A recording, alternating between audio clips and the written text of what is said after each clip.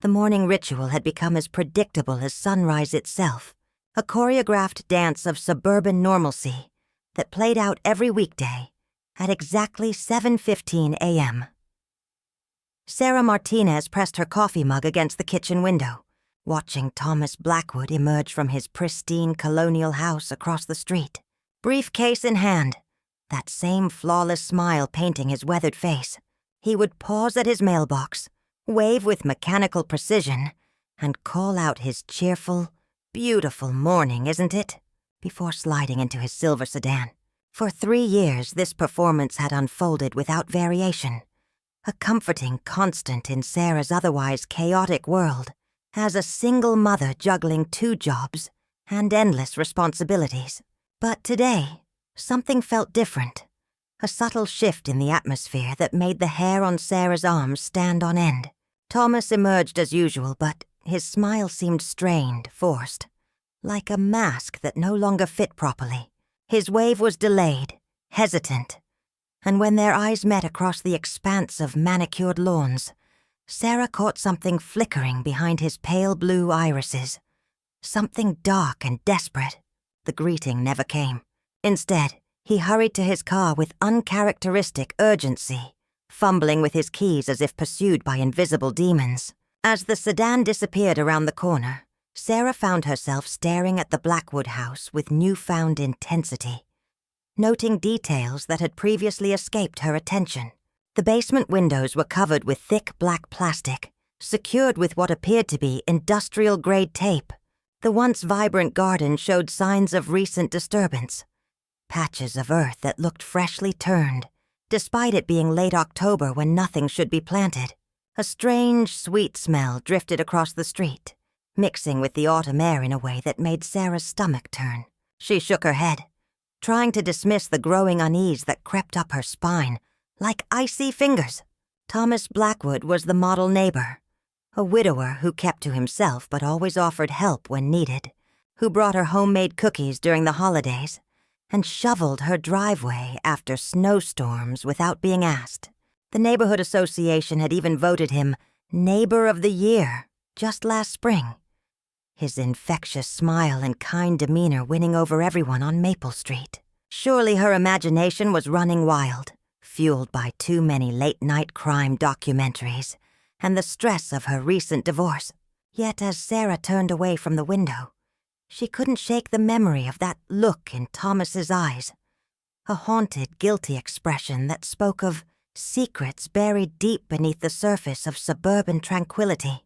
The familiar comfort of her morning routine had been shattered, replaced by a creeping dread that seemed to seep through the walls of her own home. Something was terribly wrong with Thomas Blackwood, and Sarah Martinez was about to discover just how far a perfect smile could hide the darkness that lived in the hearts of ordinary men. The basement of Thomas Blackwood's house had always been off-limits to visitors, a boundary he maintained with polite but firm deflection whenever the topic arose. Even the previous winter, when Sarah's water heater had burst and Thomas had graciously offered his shower facilities, he had guided her to the upstairs bathroom with careful precision, ensuring she never ventured near the basement door. She had thought it odd at the time, but dismissed it as the quirk of a private man. After all, everyone deserved their personal spaces. Now, 3 days after that disturbing morning encounter, Sarah found herself obsessively watching the Blackwood house from every possible vantage point in her own home. She had repositioned furniture to improve her sight lines, installed a small telescope at her bedroom window, and even begun timing her daily activities to coincide with moments when she might catch glimpses of unusual activity. The rational part of her mind screamed that she was becoming the very thing she despised, a nosy neighbor crossing the line into stalking. But something primal overrode her social conditioning. It was during one of these surveillance sessions, around 2 a.m. on a moonless Thursday night, that Sarah witnessed something that made her blood run cold. Thomas emerged from his house carrying what appeared to be a large, heavy garbage bag, moving with the calculated stealth of someone who desperately didn't want to be seen. He loaded the bag into his trunk with obvious effort, wiping sweat from his brow despite the October chill, and drove away into the darkness. When he returned an hour later, the bag was gone, but his clothes appeared disheveled and dirt-stained. The next morning brought no cheerful wave, no perfect smile. Thomas Blackwood didn't emerge from his house at all.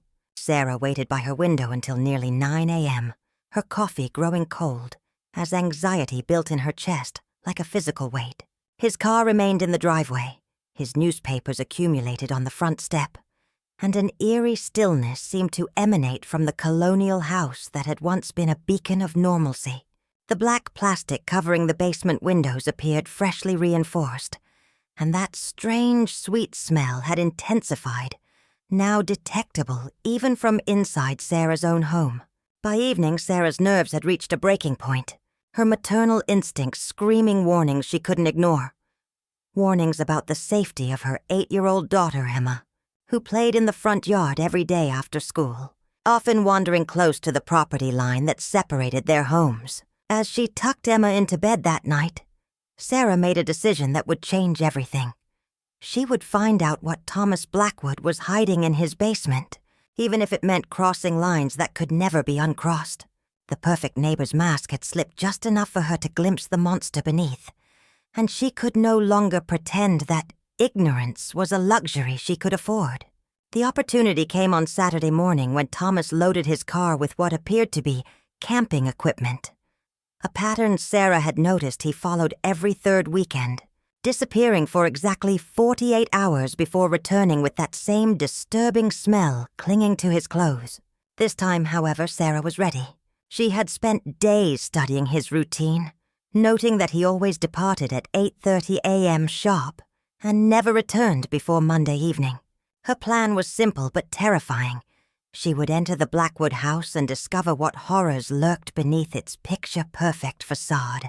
Emma was safely ensconced at her father's house for the weekend, a custody arrangement that Sarah now viewed as providential rather than inconvenient. She had prepared meticulously. Dark clothing, flashlight, her phone fully charged and set to record, and a small crowbar hidden in her jacket in case the basement door was locked. The rational voice in her head continued its protests, warning her about breaking and entering, about the consequences of her actions, about the possibility that she was wrong about Thomas entirely. But the primal voice was stronger, fueled by a mother's protective instincts and the growing certainty that something monstrous was happening just 50 feet from her daughter's bedroom window. At 9 p.m., under cover of darkness, Sarah crossed the invisible line that separated law-abiding citizen from criminal, slipping through Thomas's back gate and approaching the basement windows she had been studying for days. The black plastic was secured from the inside, but one corner had come loose, creating a gap just large enough for her to peer through. What she saw in the dim light filtering from upstairs made her stomach lurch violently. Metal surfaces that gleamed with an ominous sheen, what appeared to be restraints attached to a table, and dark stains that covered the concrete floor in patterns too deliberate to be accidental. The basement door was indeed locked, but the crowbar made quick work of the old wood frame, the splintering sound unnaturally loud in the quiet suburban night. Sarah's hands shook as she descended the wooden steps, her flashlight beam dancing across horrors that her mind struggled to process. Surgical instruments arranged with clinical precision, plastic sheeting covering surfaces in ways that spoke of someone experienced in containing evidence, and an industrial-grade freezer that hummed ominously in the corner. The sweet smell was overwhelming now, a mixture of chemicals and something organic that made her gag reflexively. But it was the sound that finally broke her, a soft, rhythmic whimpering, coming from behind a locked door at the far end of the basement, so faint she almost missed it beneath the freezer's mechanical drone. Sarah's flashlight beam illuminated a heavy steel door with multiple locks, and as she approached with trembling steps, the whimpering grew more distinct, more desperate. Someone was alive in there, someone who needed help, someone whose very existence confirmed that Thomas Blackwood was not the perfect neighbor he pretended to be, but a predator who had been operating under everyone's noses for years. The moment of truth had arrived, and Sarah realized with crystalline clarity that there would be no turning back from whatever she was about to discover behind that locked door. The locks were electronic, their digital displays glowing red in the basement's artificial twilight. But Thomas had made a crucial mistake. He had written the combination on a piece of tape attached to the door frame, either out of paranoia about forgetting it, or simple arrogance that no one would ever penetrate his sanctuary. Sarah's fingers trembled as she inputted the numbers, each beep echoing through the underground chamber like a countdown to revelation. The whimpering behind the door had grown more urgent, as if whoever was imprisoned inside could sense rescue approaching through the thick metal barrier. The door swung open with a pneumatic hiss, releasing a wave of stale air mixed with the unmistakable scent of human fear. Sweat, tears, and something else that spoke of prolonged captivity. Sarah's flashlight beam cut through the darkness, illuminating a scene that would be burned into her memory forever.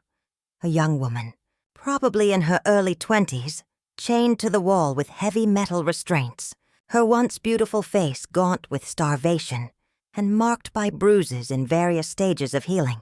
Her eyes, wide with a mixture of hope and terror, fixed on Sarah with the desperate intensity of someone who had given up believing in rescue. "Please," the woman whispered, her voice barely audible through cracked lips. "Please don't be one of his games." The words hit Sarah like physical blows, revealing not just the existence of this particular victim, but the horrifying possibility that she was not the first, that Thomas Blackwood had been perfecting his methods for years while maintaining his facade of suburban normalcy. Sarah's hand shook as she approached the woman, speaking in gentle tones meant to reassure, while her mind raced to process the implications of what she was witnessing. The victim's name was Jessica Hartwell, a college student who had disappeared from a nearby university campus 6 months earlier, her case relegated to the growing file of missing persons that local authorities attributed to the transient nature of college life. As Sarah worked to free her from the restraints, Jessica spoke in fragmented whispers about others who had occupied this same space. At least 3 other women over the past 2 years, all of whom had eventually been taken away in plastic bags during those mysterious weekend trips. The perfect neighbor had been a serial killer all along, using his charming facade to deflect suspicion while he pursued his monstrous appetites. But even as Sarah helped Jessica toward the basement stairs, her legs barely able to support her emaciated frame, a new horror revealed itself.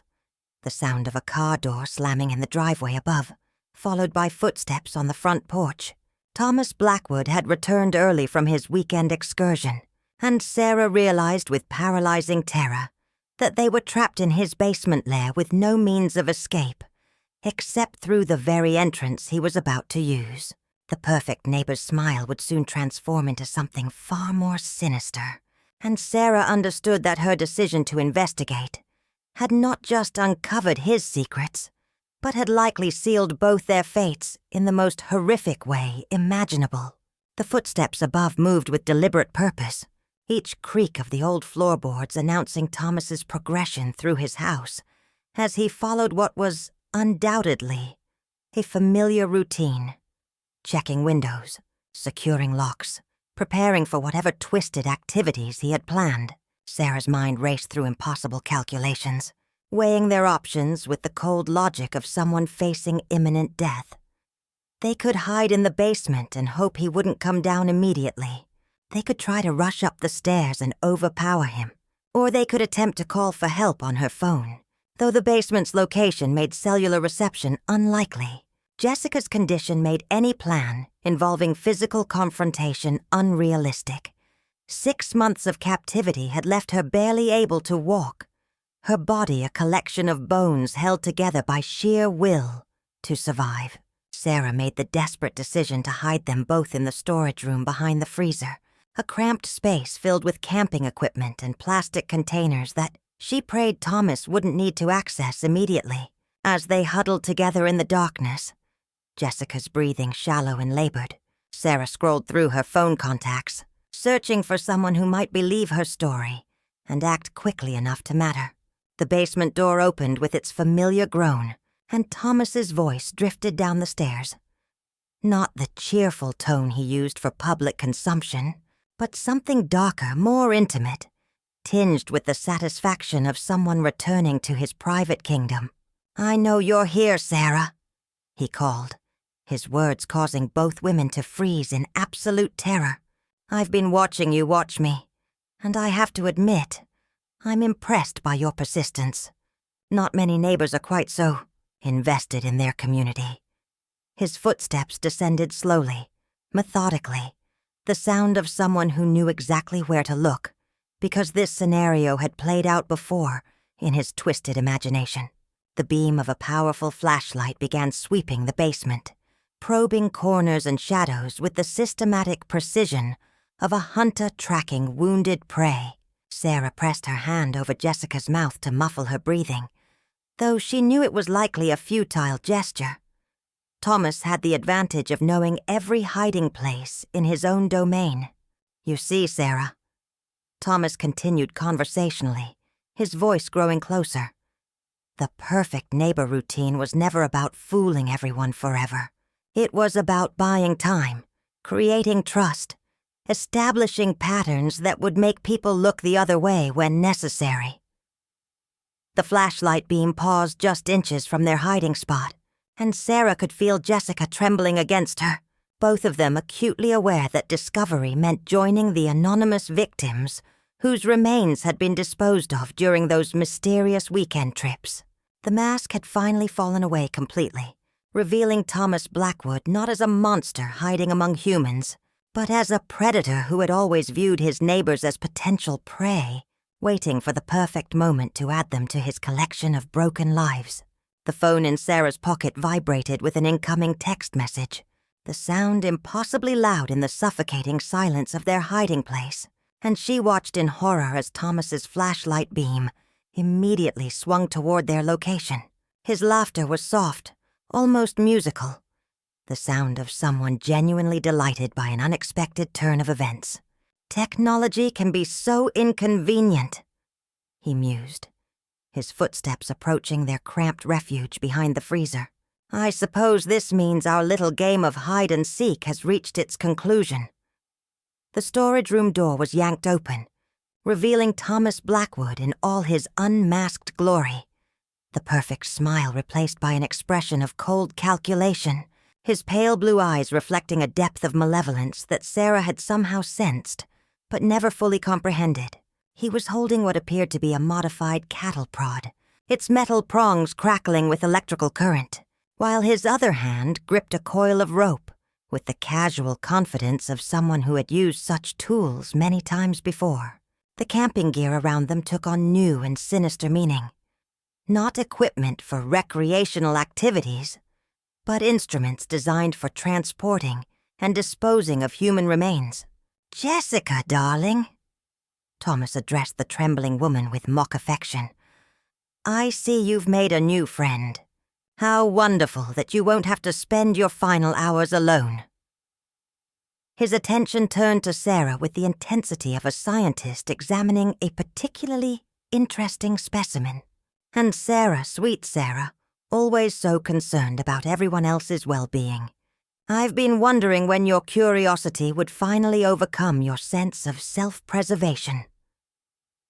The cattle prod moved toward them with deliberate slowness, but Sarah's phone chose that moment to ring, not with her standard ringtone, but with the piercing wail of an emergency alert, the sound echoing through the basement with startling volume.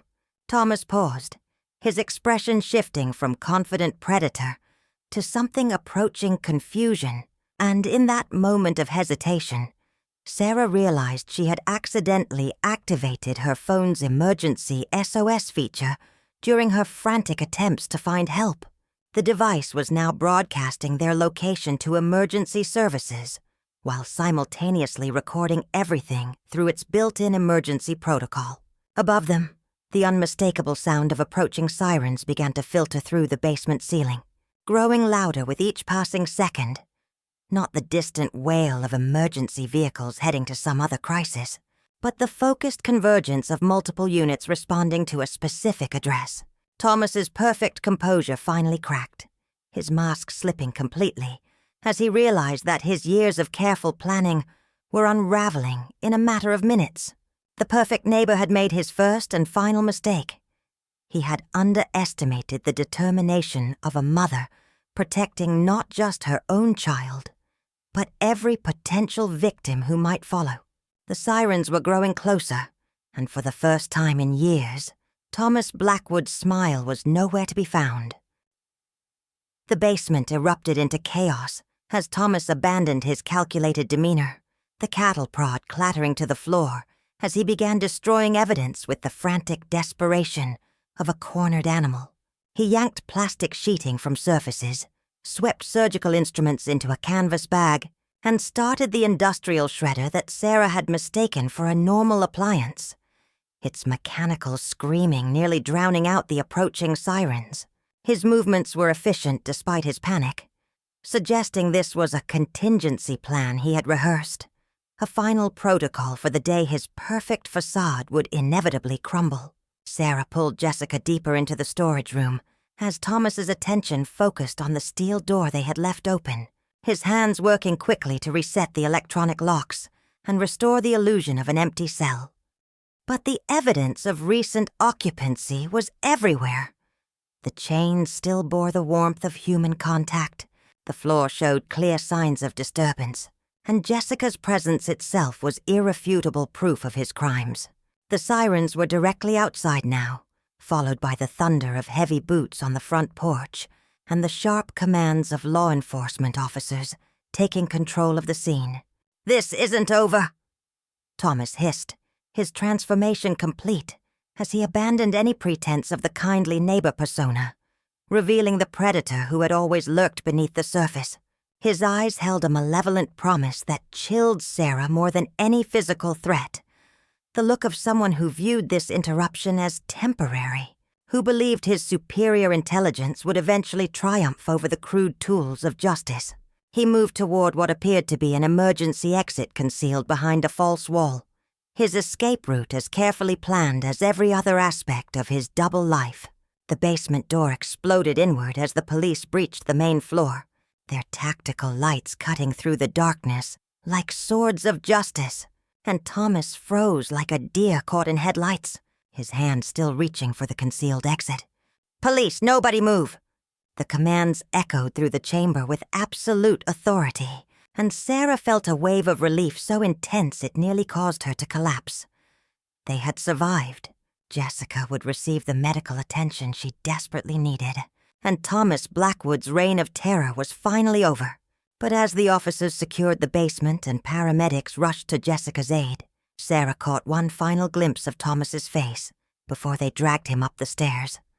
That perfect smile had returned, just for a moment, like a death mask of suburban normalcy. Even in defeat, he maintained the delusion that his charm and careful planning made him superior to his captors, that his years of successful deception proved some fundamental truth about human nature itself. The perfect neighbor had been exposed as a monster, but the monster still believed he was the most intelligent person in the room, and that realization would haunt Sarah long after the physical evidence of his crimes had been catalogued and filed away. The months that followed the arrest of Thomas Blackwood transformed Maple Street from a bastion of suburban tranquility into a macabre tourist destination, with strangers driving slowly past the Blackwood house, now draped in police tape and crime scene notices, hoping to catch a glimpse of the location where a serial killer had operated undetected for years. Sarah found herself both celebrated as a hero and scrutinized as someone who had lived next door to a monster without recognizing the signs, the media attention creating a suffocating atmosphere that made normal life impossible for her and Emma. Jessica Hartwell's recovery became Sarah's personal mission, the young woman's journey from victim to survivor, serving as a testament to human resilience in the face of unimaginable horror. Through months of physical therapy and psychological counseling, Jessica slowly reclaimed her life while providing crucial testimony that linked Thomas to the disappearances of at least 7 other women over a 5-year period. The basement that had once been a chamber of horrors was eventually sealed and filled with concrete. But the memories it contained lived on in the nightmares of everyone who had witnessed its contents. The trial revealed the full scope of Thomas Blackwood's deception, a carefully constructed persona maintained over decades, complete with forged references, manipulated social media presence, and a network of fake identities he had used to relocate whenever suspicion grew too intense. His camping trips had been excursions to remote locations where he disposed of victims' remains, while his charitable activities and community involvement had been calculated moves to establish trust and deflect suspicion. The perfect neighbor had never existed. He had been a fictional character created by a predator who understood exactly how to exploit society's desire to trust the familiar. But even behind bars, awaiting execution on death row, Thomas maintained his unsettling composure, his lawyers arguing that his mental state made him unfit for trial, while he continued to smile that same perfect smile during every court appearance. Letters from admirers began arriving at his prison cell. Disturbed. Individuals who viewed his crimes as accomplishments, rather than atrocities. And Sarah realized with growing horror that Thomas Blackwood had achieved exactly what he had always wanted: to be remembered, to have his superior intelligence acknowledged by society, even if that acknowledgement came through condemnation rather than admiration. As Sarah and Emma prepared to move to a new city, seeking distance from the memories that saturated every corner of their former home, she took one final look at the Blackwood house through her kitchen window. The same window where this nightmare had begun, with a single moment of intuitive recognition that something was wrong. The house stood empty now, its windows boarded up, but Sarah knew that somewhere in a concrete cell, Thomas Blackwood was still smiling, still believing that his perfect performance had fooled everyone, except for one, unfortunately, observant neighbor. The monster had been caged, but his legacy would live on in the knowledge that evil could wear a pleasant face, wave cheerfully every morning, and hide its true nature behind the facade of suburban perfection until the day it no longer needed to pretend.